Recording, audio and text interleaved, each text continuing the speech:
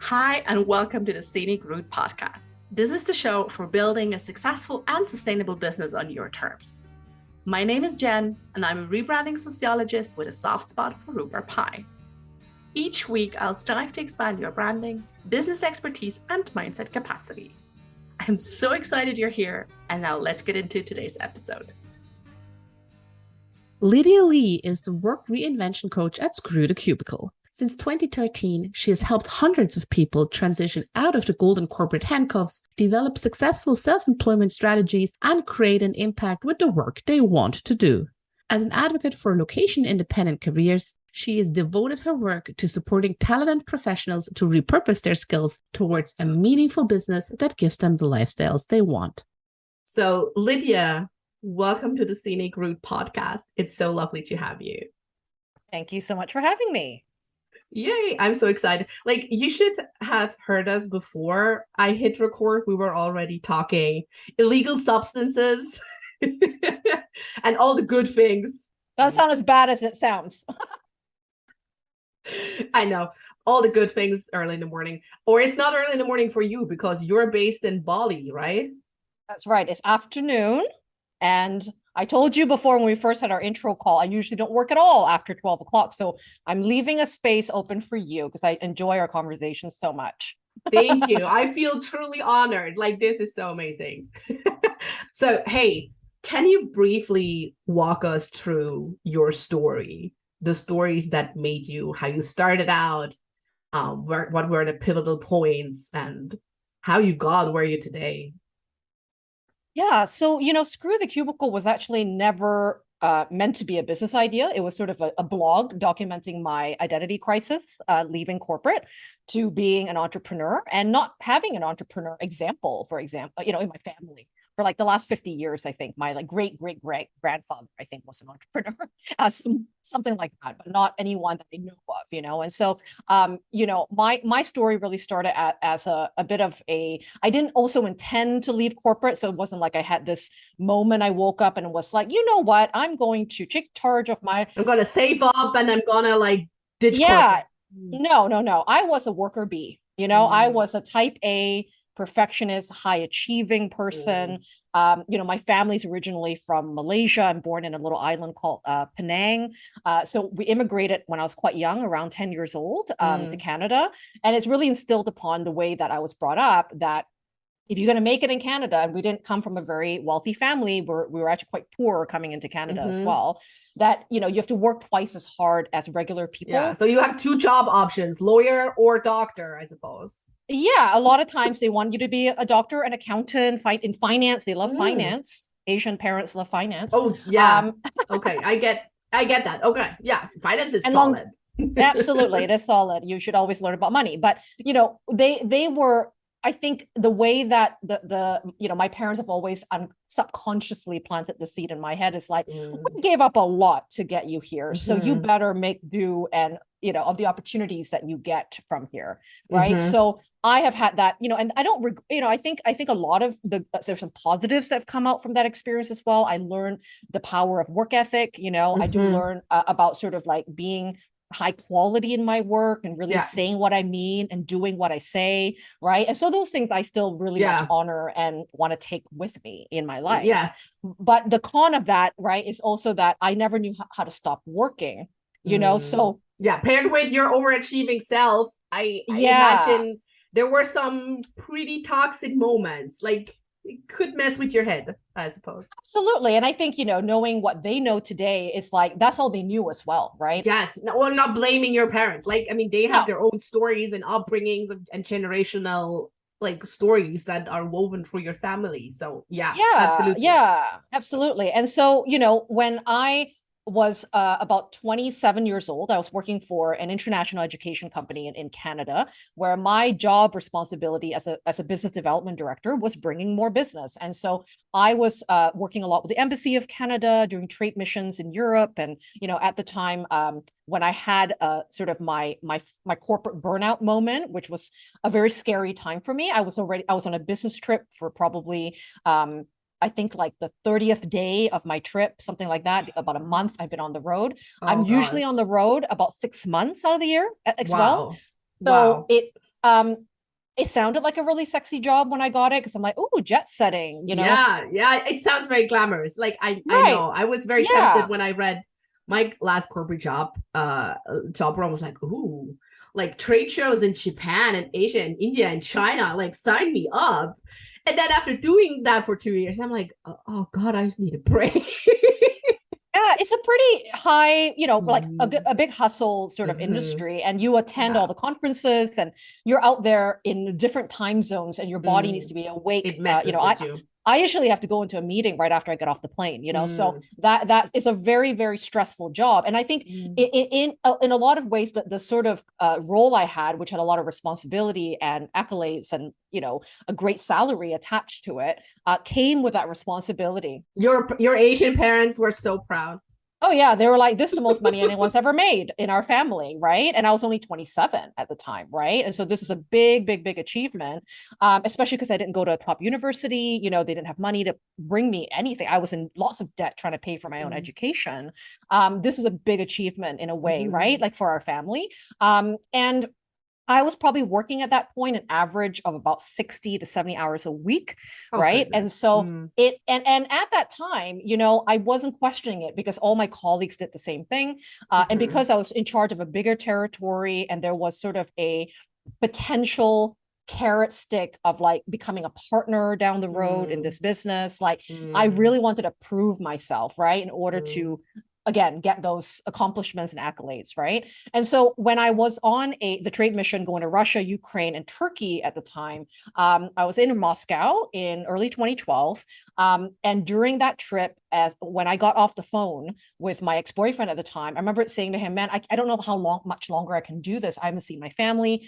I work Mm-hmm. all the time. Mm. It's not as sexy as it looks. I didn't Mm-hmm. see Turkey in the light because I was in a conference from 7 in the morning till 9 at night and eating my dinner at hotel rooms, like it's not like I'm having a trip of a vacation, right? Yes. And I was exhausted mentally and Mm-hmm. physically. At that point, I Mm-hmm. hadn't taken a holiday for almost 2.5 years. And so I was, the very responsible Asian, daughter that was paying off her debt all the time. So whenever holiday, if I was supposed to take out my holidays, I would ask for a payout instead and Oh. kept working so that I could keep paying down my Mm. loans and so forth, which is, Mm. I think I could have probably adjusted the frequency of how fast I paid off that debt, for example, right? But again, in hustle mode, you're like, I do whatever it takes, and I Yes. think I can do it, right? And so Yeah, my and I mean it's a body, sensible thing to reduce your debt before it starts accumulating. I mean, sure, yeah, like it makes sense. It makes total sense, but at what cost, right? Mm. exactly, like what's that cost, and is it worth it if you're dead? Right? Like Yeah. it doesn't, Mm. and so I actually my body really gave up. Like Oh. my mental mind was still on the go, but my body was like, no, we're going to take you out and we're going to put you down because you are very tired. And I developed actually temporary agoraphobia for 3 days Oh in the wow. hotel room. Yeah. So you had really a physical A manifestation of physical how unwell you somatic felt mentally.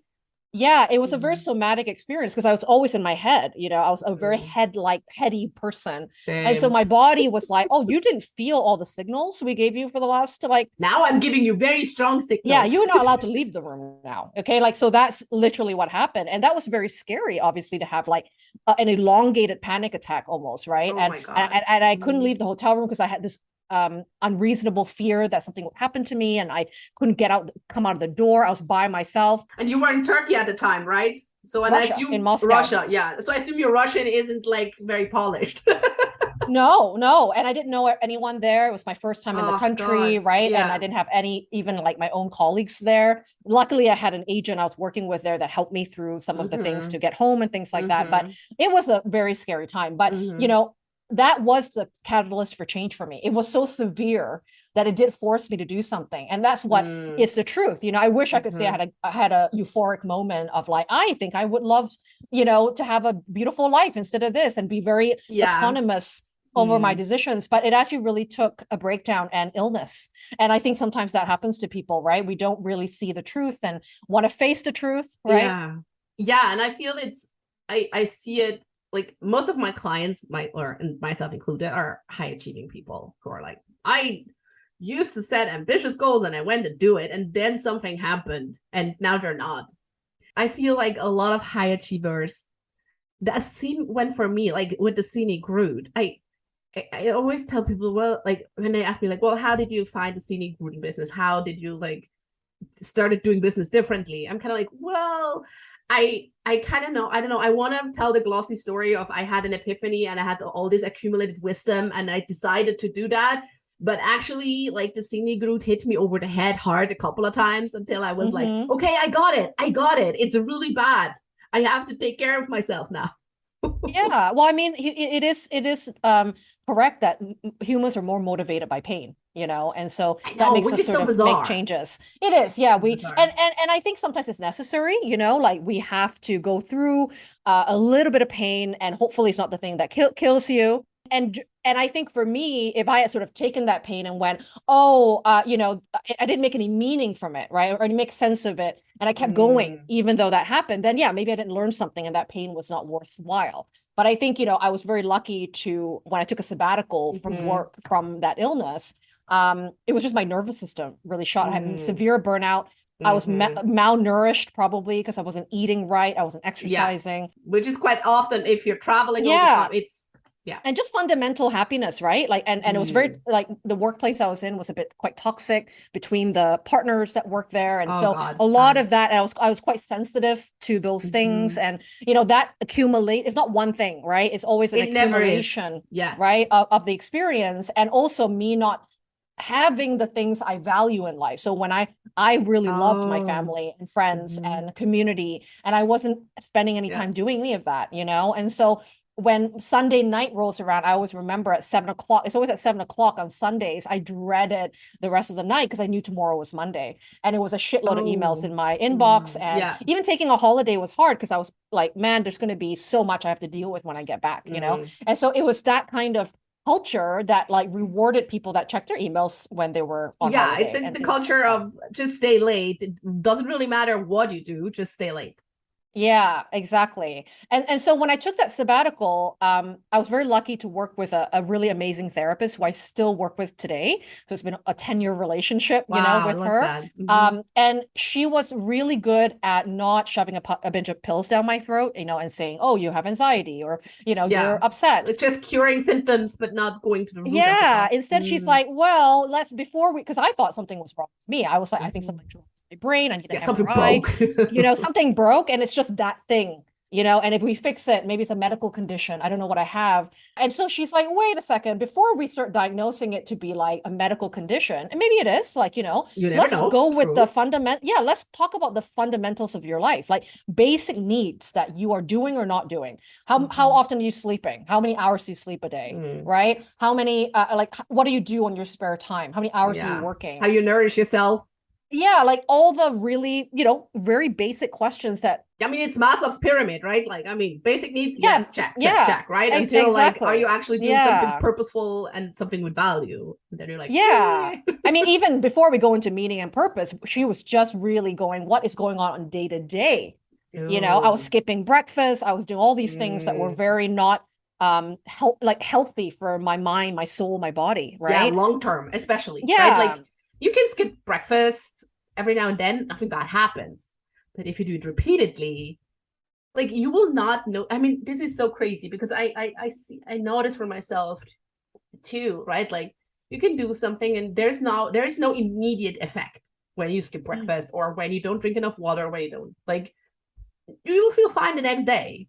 But if you keep on doing that with the thing like, oh, I felt well yesterday, so I'll feel fine tomorrow, there will be a breaking point where it just kind of like goes.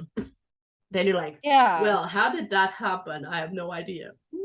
And I think when you're in this sort of busy schedule, you're very unconscious about these things to notice too, right? So even if your body is like hydrated, or you're like, man, my back really aches from not exercising or whatever, you don't even really notice. And that's what I really felt. I was very disconnected somatically from my own body because I was really like an automation every day. I was just like going to work the same way, doing the same things. I didn't have any contrasting hobbies or, quality time with my friends and my partner and things like that to kind of like have a break, Yeah, have a balance, or like just Yeah, more of, yeah, it was just more of the exactly. same. Yeah. Exactly. And so that was a really eye-opening, insight for me to go, okay, maybe it's things that I can control, like Mm. I can, if I said no to certain things at work, if it got me fired, then I would then know that's not the right place for me to work, right? Mm. If I was still doing my job, but not doing above and beyond what I'm hired to do just because someone else is doing it that way, Yeah, that's not like the term for it, where they have quiet quitting, right? yeah, Which is just basically, no, you're just doing what you're supposed to do. And yeah, exactly. Not anything above and beyond. yeah, exactly. This tendency we have to over deliver, which is Hmm. funny because most people who have it, who have had it in corporate, that tendency to over deliver, also have it when they're on their own in business. So this is still something Totally. to watch out for. Yeah, absolutely. Mm, Absolutely. And so, my challenge at the time when I was contemplating quitting corporate, right, was obviously like, what am I going to do if I do mm, quit corporate? But I also knew from these conversations with my mm. therapist and having a bit of time off from work that like majority of my misery and depression was associated with my job. Right. And it didn't mean that I didn't like my job, so it No. wasn't like, oh my God, I loved my clients. I Mm-hmm, love what I was selling. I mm-hmm, liked talking about education in Canada. Like I liked all those aspects mm-hmm, of the job, but it was more like how I had to do that job. The mm. politics I had to deal with at work, Yeah. like doing things that were not in alignment with the way I wanted, want to be Yes. I mean, treated at especially when work, you're in a toxic right? environment. Like, and you've said before, like you sometimes had almost kind of like that partnership, like the tangled carrot situation. Hmm. So do you also feel like there were moments when maybe not on like with malice, but where you felt like kind of like used as kind of like, well, just like, oh, Yeah. I'm just like a pawn that they kind of like send around the world and then tangle Hmm. this carrot in front of her. I think it was the harder I worked, the more they gave me. It wasn't a reward. It was like, oh, you can do more than the average person. So we'll give you more territory to cover, for example, but not better pay, right? Mm, It was more like a mm, reputation thing, right? And wow. there wasn't really a great benefit for me to do it. Like Mm-hmm. one of the actually eye-opening things was when I did a calculation, because I usually when back in the day, I used to be so um avoidant of money. Like I never, because I would make a lot of money, but I would also spend a lot of money. And I Oh, would yeah, used to very pay common. off, like I would pay my bills, credit cards or whatever in the month. And I literally would cover with my hand, like on the The screen. total. Mhm. What I Oh, needed, like what happened, because I didn't want to face some of those things that was going on. So part oh. of my challenge when I was figuring out what's the plan to quit Mm-hmm. corporate is I had to get really clear about my numbers. Like what was I spending money on? What was I Mm. making? What was the bare, like what was the minimum I had to earn? Why were you spending money?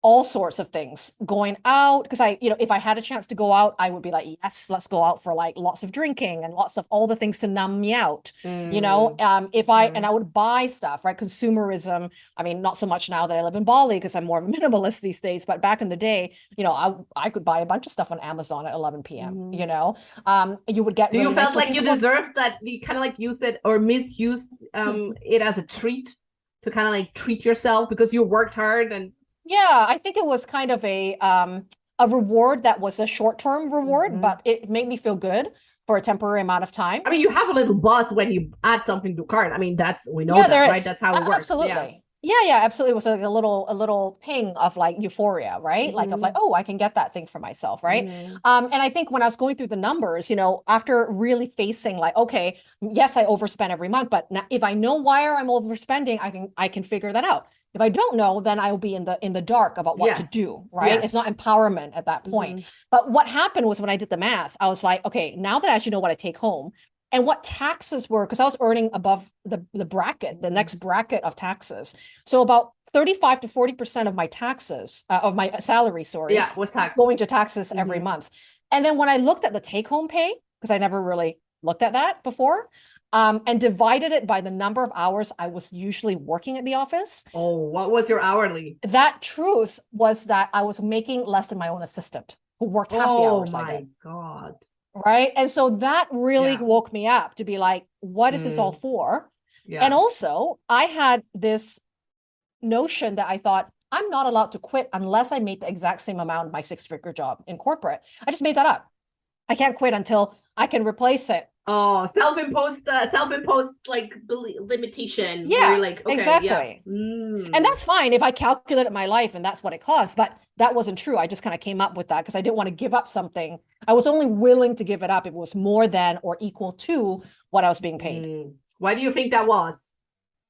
I mean, just the again, that poor immigrant mentality of scarcity of like, oh, you got this thing that pays the bills and you focus a lot on the pay. Be grateful. And yeah, of course. And like it makes sense that the metric that I'm looking for was just to replace the income, right? But then, that's sort of when I had to realize, that, well, what else am I hoping to gain besides making money? Is there anything else that I benefit from working for myself? What's worth the taking of the risk that's not just money related? Because if it's money related, then you would just go get another job, right? In a better environment. Yeah, I mean, that would have totally been an option. You were with the company for a long time.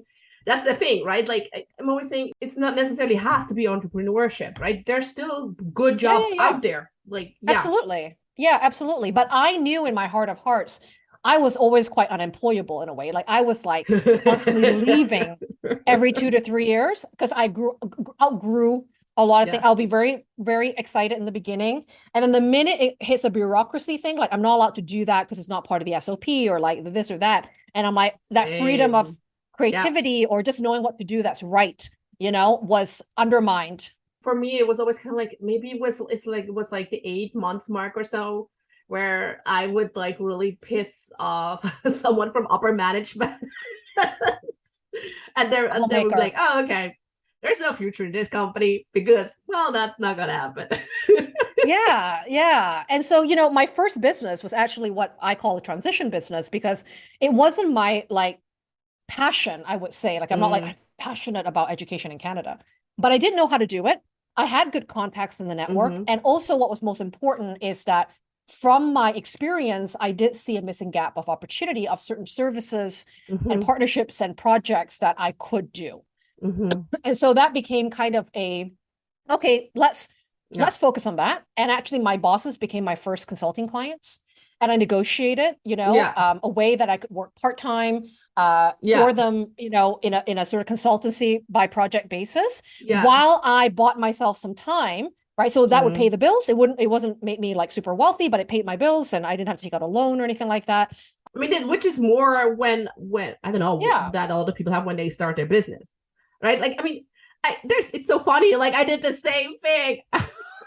My ex-corporate was one of my first clients. Yeah. And so when I started that business, it allowed me to kind of learn self-employment to a familiar industry. So it didn't feel like, it was a very comfortable leap, like what I call a lateral leap, right? Something that you just do that when you have experience. Maybe you change the focus a little bit on what scope of work you might do, but you're familiar with this. And there's nothing wrong with that. Yeah, it's not like you're suddenly decided to do like a 360 and be like, oh, okay, do something completely different. Which is smart, right? Because there's so many changes you have to get familiar with when you're out on your own, like how to run business, how to do your own taxes, blah, blah, blah, blah. Yeah. And everyone has a very different risk tolerance. Like who I was at 2012 has, half the risk tolerance I have today, but that's only because I have experience and I've done different things, right? But I'm not more braver or courageous than anyone else. It was more calculated that I took, right? Which is like, okay, if I minimize my expenses to not go out every night, or, if I stop doing these things or buying off Amazon at 11 p.m., what is my bare minimum? What's my break-even number every month? And that number was actually a lot like smaller than what I thought, And so once I knew that, again, getting clear on those numbers always helped to make clear decisions.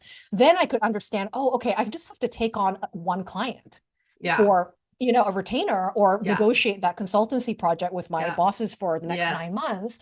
And that buys me 9 months of a runway to be safe. And in those 9 months, I'm going to spend 20 hours a week working with them. And then maybe the last 20 hours a week for the week working on something else for myself if I wanted to, right? I so love that you said, like, it bought you a runaway where you felt safe. Because that's the thing. Right? Like I see it so much in my coaching clients and I've recognized it in myself, right? We make different decisions obviously, whether we feel safe or not. And you do Mm. not never want to make a business decision or possibly also general a life decision when you're feeling unsafe, unless you're like in absolute crisis trauma situation. Mm. But don't make decisions about your business, because then what happens usually is you come into these, oh, I should. Mhm. You go into how other people made their 100K in 100 days, and you try to be like, oh, okay, that worked for them, I'm just gonna copy that. It feels safe again. And Mm. this is kind of like a false safety. It's a lot of smoke and mirrors.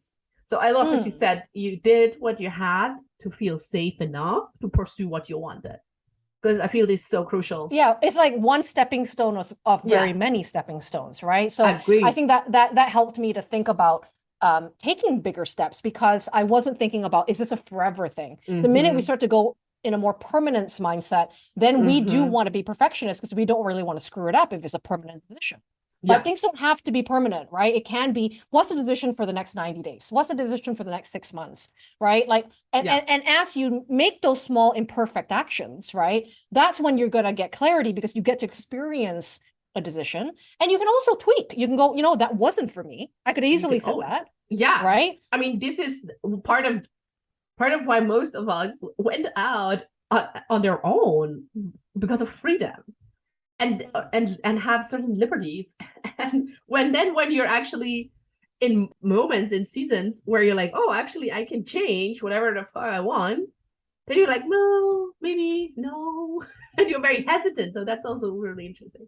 Yeah. Yeah. And in a lot of ways, that's how Screw the Cubicle was born. It was, like I said, the only intention was it was a blog to document my journey, and Mm-hmm. also kind of my mom was calling me every day going, what the hell are you doing with your life? Go back for your job, like go, and so I was like, all right, I don't want to talk about these things anymore. So go to this blog that I am, writing Yeah. about, and Yeah. just Love there are that. my thoughts, right? And so Yeah. that's actually how it started, with no conditional Mm-hmm. expectations of what it is, but Yeah. just what I needed at the time, which was a Yeah. space to have an Yeah. outlet It was serving to you, primarily you. exactly. And then it kind of exploded. Yeah, and then it deserves it deserves to be launched for that reason only, right? And it wasn't Absolutely. until one of the readers from, later on, many months later, wrote to me, and she's a lawyer in Toronto, and she was like, hey, your story, I'm a bit older than you, but your story is exactly the same as mine, Mm, except I didn't make that choice to leave corporate, and I'm now yeah. 45, and I would love to coach with you. What are your coaching rates? And I was like, what is a coach? Like, I didn't even know what that was, And so this is, again, another great example of, like, you never know what doors open, Yes. until you do something. And that Yeah, moment well, changed do my do life, something, right? and the thing is, it's not just do something, but the the tricky bit is do something that feels joyful and expansive to you, right? That Yeah. is Yeah. truly truly yours, and you're just sharing it for the sake of sharing it. Hmm. Yeah. May Yeah. like that may come devil or high water, like don't care. I'm just gonna share Hmm. because I have this intrinsic feeling of sharing it, like kind of like an artist. Like you share because this is it. Just you need to release it for one reason or another, and then it's out there.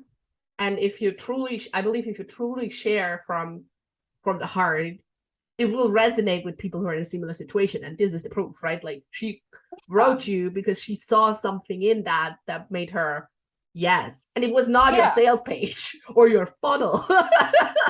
No, I mean, I didn't have that. Yeah. And I think, what was important for me at the time too was that I allowed myself to be creative in the blog, because I had safety, right? In something else, a different project that pays the bills. Yes. I Yes. didn't, I didn't say, hey, new project, you need to bring me income to feed myself and shelter myself right away. That's too much pressure. Then all of a sudden the blog is very intimidating, because, oh, every Yeah. blog needs to Oh, lead this to a needs to make sale. money or something.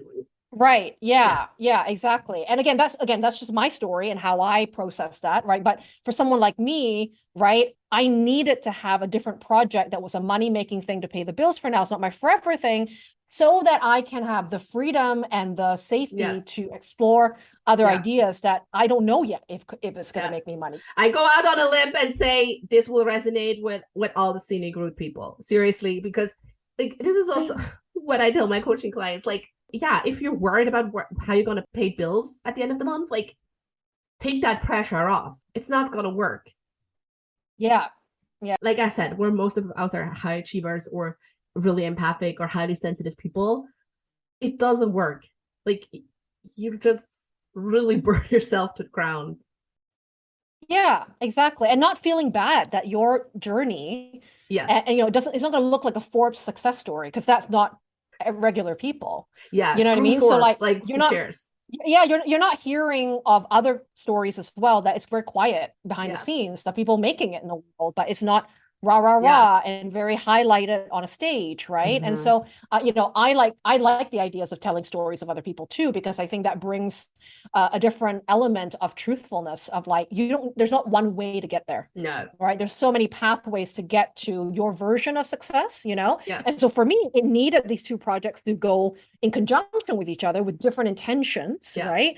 And then when I decided, even the same thing happened when I moved to Southeast Asia. I didn't, again, expect that to be 8 years, we're 9 years later in Asia. But when I first took the first one-way plane ticket, in 2013, I only had one promise to myself, which was I'm going to spend 6 months in Southeast Asia. If I hate it halfway through, or this whole remote work thing doesn't work for me, I was trying to be a digital nomad, I'll just come back. Like it's not Mm-hmm. really, but if I said, oh, this move is like my future and I will be abroad all the time, then I will be too Mm. scared to make that move because again, I really believe in like testing and exploring with a bound Yes. with a boundary, right? Yes. You have a play mindset or like a discoverer's mindset, right? Where you're just like, Yeah. hey, you know what? I'm gonna try shit. And yes, I really want this to happen because it would be cool. But at the same time, you're releasing it. You're detaching from the outcome. Yeah. Yeah. And I think a short term, we're always taught to plan like 10, 5, 10, 15, 20 years of goal. But knowing what I know today, it's like actually planning every 90 days is probably the Mm-hmm. most accurate. Yeah. Because we really can't see who we are becoming. We Yeah. don't know what are better No. roads, what No. sometimes, that old saying is like what you need is not, or what you want is not what you need, right? And it's Yes. really Yes. hard to know, right? Without information and data. And we can scare Mm-hmm. ourselves and doubt the process of doing hard things if we are planning for too far ahead, right? Like it's something we just cannot control. But I can Yeah. control my next 30 days. I have a little bit more Yes. autonomy over the next 90 days, even, Yes. right? Or the next quarter. The next quarter, right? Doesn't really have to be a huge thing. But yeah, that promise to myself, just like you're just gonna go and there's a boundary of time. It's not forever. Yeah. And if it works, it works. You'll come back Mm. and you recalibrate and go back out there again. Is that how you also approach like then? So you had your first coaching client. So and then you kind of like realize, okay, this might be a business. So is this Yeah, play yeah. mindset also how you approach like building out the Screw the Cubicle? Yes, absolutely. Actually, a lot of the concepts of what I learned along the way, right, of Mm, building a business that's simple and not complicated and yeah. doing kind of just like, like back in the day when we graduate from high school or sorry, university or college, internships is a very common thing, for example, in Hmm. North America. If you go on an Yeah. Here internship, too. you don't get paid. You do it to understand where you might fit in that Yeah. Yeah. niche. Get accolades, Yeah. get networking. Yeah, and also just feel like what part of law do you want to be in? What part of in the Yeah. hospital do you want to be in? Like, as adults, we kind of are expected to just know what career we're meant to Mm. do. And so for me, when I was like kind of like entertaining this idea of like maybe well, I don't know. Like I could have just like gone and paid $1,000 for a brand photo shoot and another 5 grand for a website. And I could have gone that route, right? And then spend a lot Of of money course. without knowing. Or could I just say yes to this Toronto lawyer and say, listen, I don't offer coaching services, but it's a very interesting thought you just gave me. Would you be willing Yeah. to do a few sessions? And I'm going to charge you an intro. This is a big part and parcel of the framework I teach in, one of my programs called 90 Day Launch is part of that is we test and we collaborate with real humans before we launch Mm. anything. And so you don't need to invest in a website. You don't Yeah. have to do any of those bells and whistles. But I mean, that requires to take messy action. I'm all for messy action. But there is like Yep. Yep. a bit of a mindset fuckery that comes with messy action, especially when you're a high achiever. So how Totally. you're dealing with Totally. that? Well, I think messy action can be married with also great market research that you do before you take the messy action, right? So a Yes. big, like, so like before I charge this woman money, for example, Mhm. I would get on a call with her and go, what are some of the things that you're struggling with? And Mm. I didn't say I'm going to solve all her problems because she's got marital problems too. She's got all these other things that are going Yeah. on You're in not a her like life. licensed psychologist, psychotherapist. Yeah, Like, yeah, exactly. And so absolutely. part of my ethics is that I have to say, yeah, those are totally things that can happen when you transition. But this is where I can focus. Here's where I think Mhm. I can offer the most value. And sure, I may not have done this as a job or a business, but I have proof in the pudding of doing this for myself. And if we're Mhm. willing to take this ride together, I'm happy to charge you a really low hourly rate, Mm. and I'm happy to teach you what I know and help you figure out this plan for yourself, right? So I wasn't Mm. dishonest to say, oh, yeah, I've got a package ready for you. No, I said, actually, I have been writing about all this stuff for a while. Yeah. And you gave me a great idea. Would you be willing to Yeah. do this with me? Right? It's an Yeah. invitation. It's an invitation Yes. to get my support and help. And it's an honest conversation, right? I feel Yeah. we, especially when you're starting out, but I feel it happens at every level. Like, I mean, I had it when I started out. I had it when I had my first 100K a year. I had it when now I'm getting closer to the 250K a year. Like, there's this the thing of like, well, like I want to look like I got my shit together, Mm.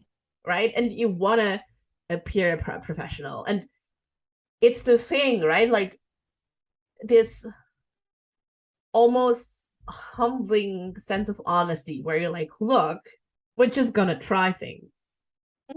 And yes, there will, I mean, there's something in it for you, obviously. And that's what I love, right? Like, in a sense, what you did with her, it was paid market research. It was paid also research for you, right? Because you were trying something. You didn't know if you like it, but it got paid. Yeah. That's the crucial thing. Right, right. And also I think, what has been a big learning curve for me at the time was that I can be an expert to help this person as long as I'm just a couple steps ahead of them. I don't need to be 10 steps ahead of Mm. them. Right. Yeah. And that's what I teach my clients as well. They'll be like, oh, I've only done this in the last couple of years. So it's like, well, you're a couple of years ahead of the next person that's Yeah. going to get your help. So, Yeah. even if I'm just 6 months ahead of someone, right? Or even if You I've can done one save thing. someone 6 months. Exactly, Yeah. or the fact that I've gone through the hurdle or gone through the trenches and they don't need to get stuck in the mud back there. Yeah. I can support them through a one-step process. And that's what you have to trust yourself to do is that I have an ethical work ethic, right? As I said. So Mm-hmm. I will do what it takes to get to that support that this person needs with boundaries, of course. But Mm-hmm. if I didn't think of something came up, I would probably go on my own time and create that template or create that thing for them because Yeah. it's still something that I can benefit from for my next clients and so forth, right? So Yeah, really look at it absolutely. as a Mm. collaborative effort, right? So even the way I teach my clients to launch a business, all of it is driven by collaboration with people, help them build that business into a real Mm. offer. You don't think up of magical things to put in your offer because you think it's going to work. It's validated by real humans Mm. that are representation of the people that you want to help. So there's Yeah. no ego in there, but what you think should be Ooh. true, but you have to be Yes. inquisitive. Yes. You have to remove your ego. Ooh. Yeah, because you're Yes. a little ahead, right? So if you're like, Mm-hmm. 2 years down the road or whatever, that thing, that expertise, you don't think like a Mm-hmm. beginner mindset anymore, Mm-hmm. right? So you have to get back to the basics of like, what's really going on? And what are people Yes. saying, feeling, thinking, Yes. avoiding, wishing Mm-hmm. for that is not part of your psychology anymore because you've Mm-hmm. already, you're Yeah. ahead. You went through that. You moved through that. You've incorporated it. Yeah. So, I mean, even I'm almost a decade-year-old business, and I still do market research interviews Yes. every year because I want to know my community. I want to know what's going on in Mm. their world. I'm also in Mm. Bali a lot of the time. And so what's happening over there, I'm in a bubble. I want to Mm-hmm. know what's going on with the Yeah. culture, the work culture in America. I want to Yeah. know what's going on with the interest rates hiking, Yeah. in North America. How's that affecting their sense of security with themselves, right? All of Yeah. that really matters to the more in the know I have about my industry, the more finger on the pulse I have about the problems to be solved, then my Yeah. business can solve better problems every single time, right? And I think people appreciate that being a part of your community, that you're not just telling them what to do, that you Mm. are they tell you also things that they really would love Mm-hmm. help with, and Yeah. together you come up with ideas and trainings and Yeah. content and offers Yeah. together, and then it's like, why aren't we doing that, right? And so that was huge. Yeah. I love that. It's kind of like how you reinvented the definition of entrepreneurship and work into collaboration. Yes, yes. I absolutely believe that. And collaboration with even like people that seem to be your competitors, even. Right. And so Mm-hmm. that used to be a lot in the coaching world, like don't talk to that person. They're too much of your audience type and all this sort of Yeah, stuff. But I yeah, really realized there's actually, yeah, someone could coach very some like, I do a bit of career coaching and business coaching and work reinvention stuff, yeah. right? Mm-hmm. And there's always someone else that does something Oh, of course similar. there is. But actually there's moments we can join forces. There's moments we can actually input because I might solve that problem a little bit differently, or I solve a Yeah. different stage of that Yeah, problem. as long as your values align and you're like, yes, this is a person I want to be associated with, I want to be in, like, I want to work with, I want to collaborate with, because we align, because we approach things similarly, because we believe in the same things, then yeah, I don't know, I really hate, yeah, I'm also not a great fan of almost like artificial hostility, because it comes from scarcity, right? It comes from the Mm-hmm. idea of, oh, there are not enough coaching clients in that pond, and I need to be Mm-hmm. the biggest shiniest fish. It's like, Yeah. well, something of your story will resonate. Yeah, that's the only thing that will be different. Yeah. Yeah, And that's enough people in the marketplace, that will choose to write mentors and guides, not because of the yeah. outcomes, because a lot of people do similar outcomes, but it's always your story, Yeah, it's always your perspective, it's always yes. your voice, right? And that is important. And that's part of knowing that you have a story that can really resonate with people and you're Mm, honest and transparent and generous about that help. Like my blog was an act of generosity, right? It still is. I mm-hmm. write newsletters that give away a lot every single month. And some people will be like, man, everyone will just get something and not ever pay Yeah, you. But it's like, well, I'm not charging for information, actually. Coaching is not about more information. They can just read a mm. book if they want coaching They that can way. Google. Yeah, they can We Google, have but information overload these days, right? yeah, exactly. Mm. So the features and benefits and value proposition of my work cannot be about content. It Yes, has to be about the ecosystem I'm building that they belong yes. into. Is a style of coaching, And also how you make them feel. I feel how I that's make the them key. feel, yeah, and the values, right? Yeah, Like the values and philosophies that are yeah, behind the way I teach business or behind the way I teach lifestyle businesses, right? yes. That it's going to look a little different. And I'm also walking the talk. I'm someone who has a lifestyle business that don't work every day, right? And so I'm not talking to not every entrepreneur will work with me because they're building e-commerce businesses or big Yes. empires or they want bigger teams. I don't want to attract those people. Those are not my people. My people are the cozy boutique solopreneurs that Yeah. love having a life. They want to work 25 hours a week. They want to make good money. And they're kind of minimalist like me as well. They don't want a Mm-hmm. complicated business. Oh, yeah. Streamline, focusing on the essentials. Yeah. And they also really care about doing things well and Mm-hmm. meaningfully rather than 100 things I want to offer Yeah. and running out of control about what that is, right? Which is what happened to me at my second burnout, in 2015 in my business because I didn't grow my business in a way that was honoring, right? These qualities and values I'm talking about now, right? Oh. Mm-hmm. Yeah, that's the thing, right? There's always a point where you get kind of like almost, I don't know. I call it lured to the dark side, where they're like, "Look, come over here. We don't have cookies, but we have funnels and like and like online courses and like building teams and like ad campaigns." And you're like, "Ooh, maybe I should like dabble in there for a moment." But as you've said, Yeah, if it like there's nothing inherently wrong with that. right. But Yeah. if you're being honest and this is really not what you want, then why do it? Right? Absolutely. I mean, that saga of the second burnout was a really huge turning point for my body of work. Mm. Right. And so every burnout was a body of work in a way. So it's like, okay, when's the next one? When's my next body of work evolving? I need another body of work here. Come on. Yeah, No, come you're on, not wishing burnout. for No, that. no, no, no, no. Now it'll be hopefully just a tweak. But yeah, the 2015 burnout was interesting because I was making the most money in my business. I had a great Mm. team. I was launching 8 products a year. At Oh retreats. I wow. had Well, that's online a lot. programs. It's a lot. It's a lot. And I was like, oh, this is the way you have a coaching practice. Like you have all Mm. these things. This is how the gurus tell you how it's done. Yeah, and you have a social Mm. media strategist, and then you also have this other person does all these other things. And I wasn't questioning like, do I even want to be on social media? Yeah. Right? And if I don't, why am I hiring a full-time social media strategist? Right? Yeah. Or am I still doing actually the things I want to do in my business? Right. That's Like, right. Yeah. I mean, Yeah. I remember I also had a time when I got like hired like someone to write my newsletters. I'm like, no, actually, Exactly. I fucking like writing my newsletters. Why would I hire that? Yeah. And I mean, again, if that's the model you want, that's totally fine, but it wasn't mine, right? And I think that was the misalignment again of that. I was looking at a cookie cutter or a sort of paint by numbers way of doing a coaching practice because all my other friends were doing that, and you want to succeed, you want to achieve in that way, right? So in a way, you were following someone else's version or definition of success and not your own. Absolutely. Absolutely. Like I was really proud of the work I was doing with my clients, but I wasn't as intentional about all the ways I operated in my business because again, it was I have to do that to be X, right? And I wasn't questioning like so even the word funnels, the only way you look at funnels in our industry is always about automation and all these sort of things. But a funnel can simply be a discovery call. A funnel can simply be an email, right? Yes. A funnel can simply be an invitation to a coffee date, right? A funnel is everything. You can decide. Yes, every sort of entry point or welcoming into your space, into your ecosystem is, if you technically want to look at that, I don't know if it's helpful, but it's a funnel.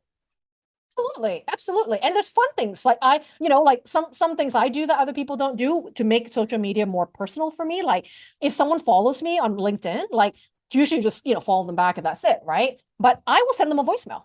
I'll just be like, hey, great to meet you. Tell me more about yourself. And they'll be shocked. They'll be like, oh my God, you sent me a voicemail? Like it wasn't a template. You actually are trying to get to know me, so like I love sending people voicemails on Instagram and things like that because I don't want to type and I don't want to go through a bunch of commenting and replying and I don't want to do that game of what they tell you to do to enhance your Instagram channel. I don't have time to go comment on other people's posts. I don't want to do that. That's a classic stuff. Instagram growth tactic. Yeah. I don't want to growth hack anything. I want to, I don't want you to follow me or us to follow each other if there's no reason to do that. Yeah. And so that has always been, that was a big turning point for me because when I realized that even though I had been working with a great team, for example, I wasn't doing some of the intimacy things that I really cared about and believed in, even though other people are like, oh my God, you spend that much discovery call? Oh my God, you send them voicemails manually? Like all these sort of things. Same. But it's like, it's what actually connects me. You're still actually doing discovery calls. Why?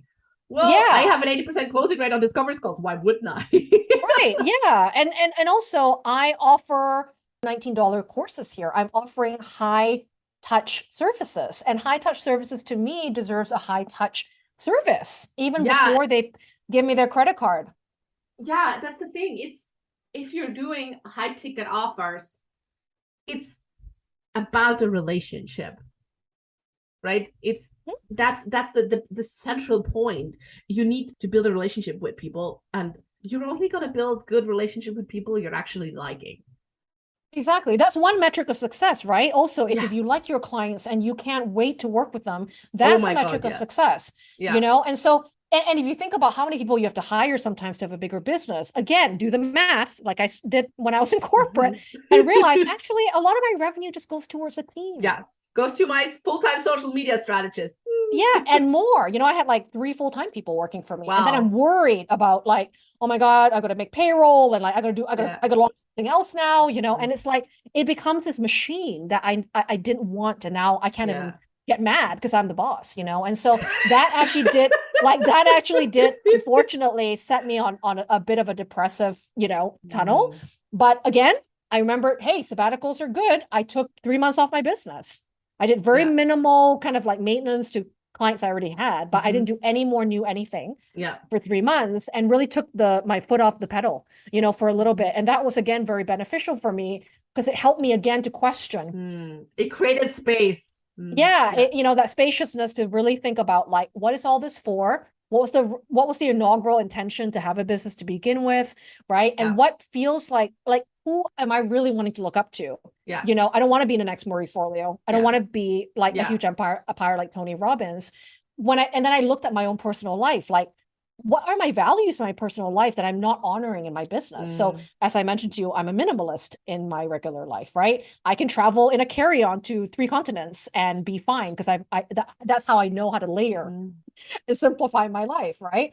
I don't have much stuff. That's a good skill. It goes out the window when you got kids. Like I haven't managed minimalism with kids. I don't know. I know. I admire the people who can. That is a great business idea. That's a good business idea, by the way. Anyone that can deal with minimalism with children will kill it. If you listen to this and you have this brilliant idea how to do carry-on traveling when you got a little toddler, like seriously, I gotta buy this course. Like whatever. Yeah. You'll be promoted by both of us. Totally. And yeah, so when I looked at my life and I go, why am I so peaceful and harmonious in my regular life, but like I'm so chaotic? I was a maximalist, right? A maximalist in my business. And because again, I was unconsciously following a trend that was, again, nothing wrong with it, just it wasn't really for me. And that's where the suffering began, right? And then of course it took me a while to even recalibrate that model, because then I felt bad about, not having full-time staff anymore. What are they going to do? Oh my God, I need to keep paying them. And I had to deal with that as well. Just the people pleasing, not wanting to disappoint people, right? All that sort of stuff. And like I probably wasted another 50 grand down the road of the next few months just paying salaries I didn't need. Yeah, that's another topic. Yeah, we're gonna do another podcast, part 2. Yeah. But that was a very significant moment for me to be very conscious about these bricks I was building in my business house. Like, what do I really want to include? What do I no longer want to include in my repertoire? Like I found myself like more of a marketer than a coach when I had that big business. Yeah, like really like a CEO, like managing people, running like the operational side of things. And also just marketing. Like because I just was on every platform and doing all these things, right? And then I really had to kind of like, again, minimalize, like declutter, my business and go, okay, out of all the marketing activities, what feels like ease? Oh, getting on podcasts, conversations, no skin off my back, happy to do it. Yeah, makes me light up, makes me feel expansive, is fun. That gets to keep, right? Yeah. But this other thing about Instagram Reels and all this stuff I've been forced to do, don't really love it. Doesn't mean it doesn't work. Bye-bye. And someone else could have a ton of fun. Don't let the door hit you on the way out. No longer for me, right? No longer for me. Now I post on Instagram when I want to. I do that maybe once every 2 weeks now, things like that. When I have something to say and I think it could be said there, I'll say it. But it's not the thing I commit to, right? Yeah.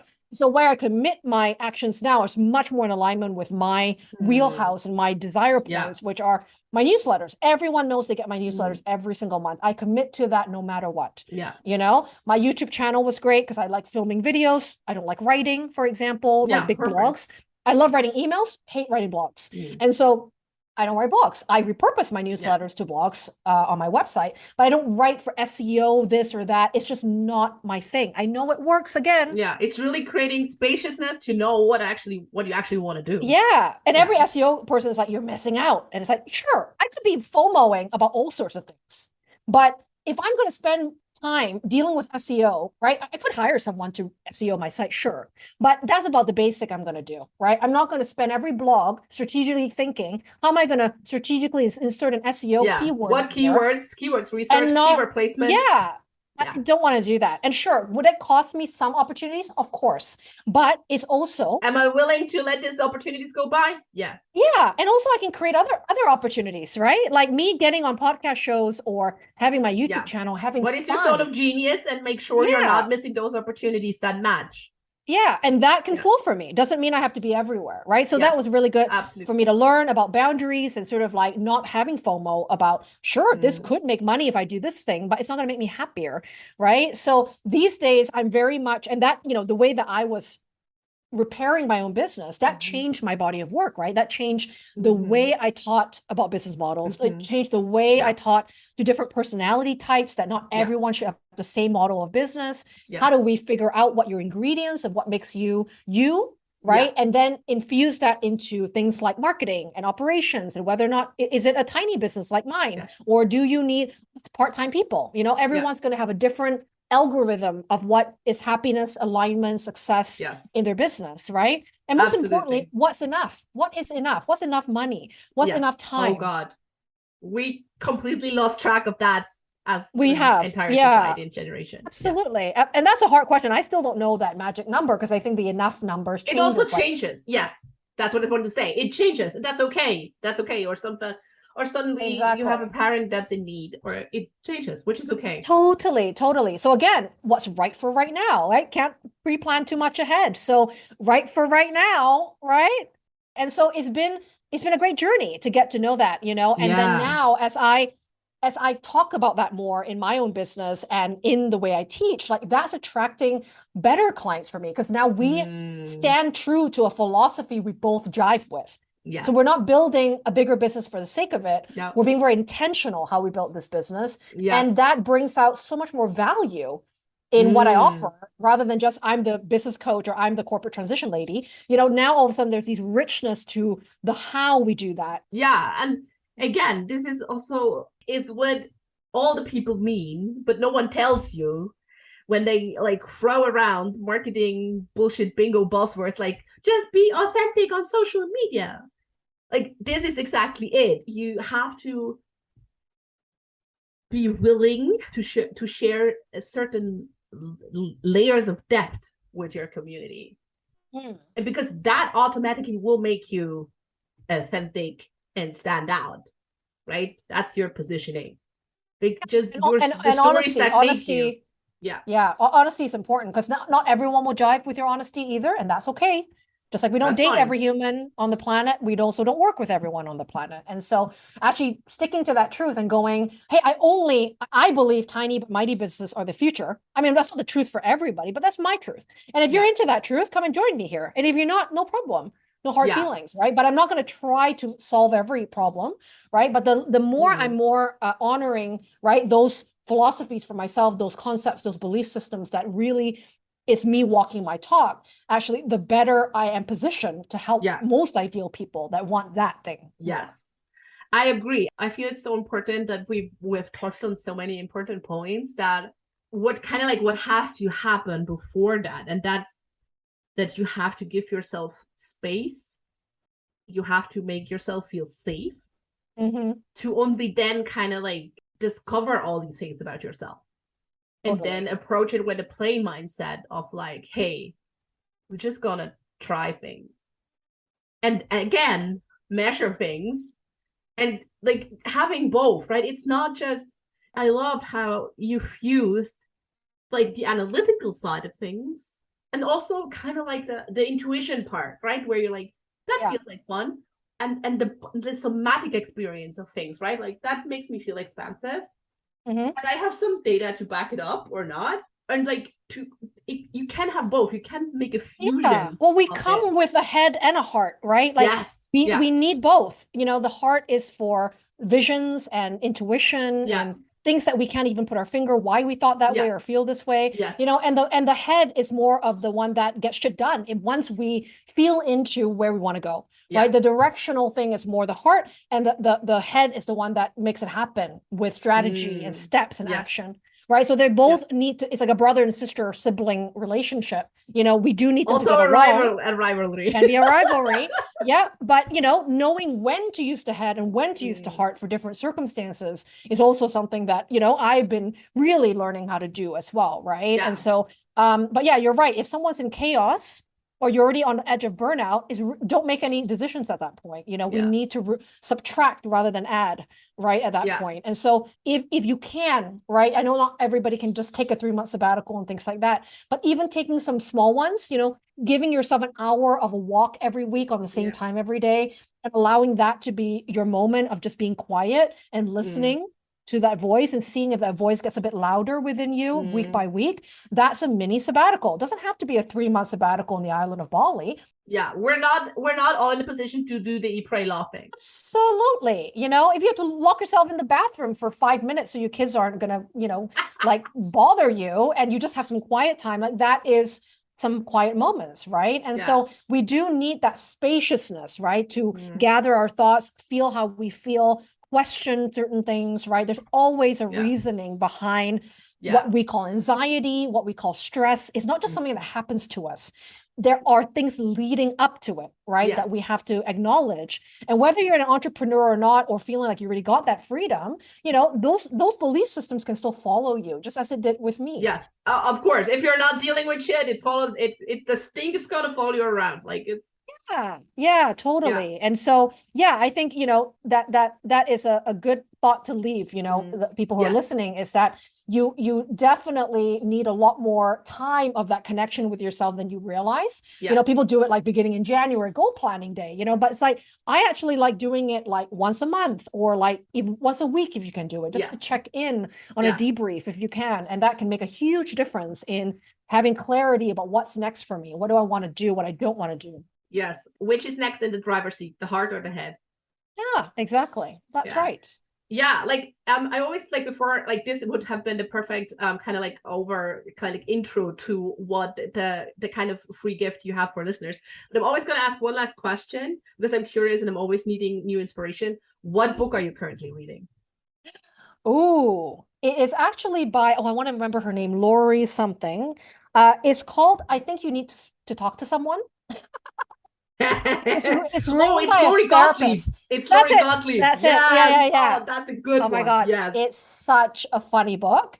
And it's great. It's about a therapist that is written a bit like a memoir of what, like, I've always been curious, what does my therapist think of me? And actually the things that she thinks about when she's dealing with a patient. And then it also talks about her own experience on the other, like, she's on the other side of the chair, how therapists also see therapists, and what her therapist thinks of her as well. And like, it's hilarious. It's a hilariously written book and super insightful, and one of those books that I think it's like a light read but really funny, and also deep, very deep. It goes as deep well too. It goes deep, but it has humor in it, and I think it's like, that's what I'm finishing reading. I love it. Yes, this is that. So back to the which is next in the driver's seat, the head or the heart. You got a free quiz on your website, screwthecubicle.com. The link will be in the show notes. Tell me something, like, quickly, who should do this quiz, who will profit from it?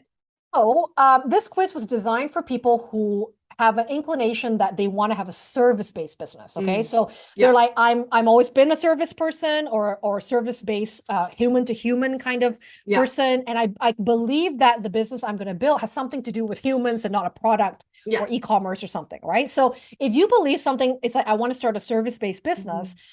You might be in that midst of like, what kind of service-based business should I start? And like, what does that look like? Because not everybody knows, there's so many different types of service-based businesses. So what I did was that I looked back at a lot of the research and the work that I've done with hundreds of clients in the last 9 to 10 years. And I sort of have sorted them out. I'm sure it's not all the profiles, but the majority of people that fall under 5 different categories of a service-based business type. Not just the model, but the personality type behind that business model type. And so, for example, there's the producer, there's the strategist, there's the coach, there's the educator, there's the community builder. And each of them have different superpowers and different ways of working, and also different designed offers that are more in alignment. To really bring out their, like, to work with their strengths. Exactly. And so it's not just like, here's your personality and you should be a coach or whatever. It kind of breaks down actually how you show up to be a coach. That's different. Right. Okay. And also, what are some of the elements of your unique proposition you should be talking about and infusing into your offers? If you enter into my newsletter, you'll also learn a lot more about what kind of offer types are right for this personality type. And so it's a really robust report, but it's also really helpful with either will validate, you're like, oh yeah, I've been thinking about this. I knew that. It's nice to be so a lot of people take the quiz, they'll be like, oh, okay, you know what, I already knew that, but doing this quiz helped me to feel validated that that's the route I want to go. Or for some people, they're like, oh, it's not at all what I used to do in corporate, but I can kind of see that I'll be like that because this is what I do in my real life, or who I'm becoming and things like that, right? So it really kind of helps with this inaugural question that most of my people have, which is like, what business should I start? Which one? What is it? You know, so once they sort of kind of understand at least the focus of where their genius zone could start a service-based business. You have a starting point for your journey of discovery, right? Like, exactly. Then they can start doing the next step of work, which is like how do we repurpose your skills and expertise? I talked about lateral leaps today about, you might stay in the same industry and do something different. Yeah. Or you could have the secondary type of leap called the faith leap, which is something that you don't have any paid experience to do, but you have kind of a school of hard knocks to do. So for example, my first agency business, that was a lateral leap. My Screw the Cubicle business was a faith leap. I never been paid until that lawyer woman asked me, right? Yeah, you have no coaching. You had no coaching expertise prior to that first client. Yeah, exactly. So both leaps will have different priorities to work on based on that credibility or experience they have to gain, right? Doesn't mean one is better than the other. It's just a very different journey, if you will, right? Of how you get there. No, there's no judgment in that or like good or bad. It's just, they're just different and you just got to figure out. And I love that this quiz can help you do that. Excellent. Yeah, it's a really good one to just open up the door for the next thing so that you don't get so stuck on that one big question of what business should I start. Just keep going. I love that. Yes. Hey, Lydia, thank you so much for spending time with me on the Scenic Route podcast. It was an absolute joy to have you here. Yes, and we must do it again. And I really love the questions you asked today. Thank you so much. Take care. Thank you so much for listening to the Scenic Route podcast. I hope you've enjoyed today's episode and that you can take something from it that feels right to you. I'd be so grateful if you could share the Scenic Route podcast. As always, you can head over to scenicroutepodcast.com to check out all the links and resources from today's episode. Oh, and while you're there, don't forget to download my free email course, Intuitive Branding Invitation, to teach you how you can successfully tune into your own brand frequency and rediscover your brand's unique gifts, strengths, and talents.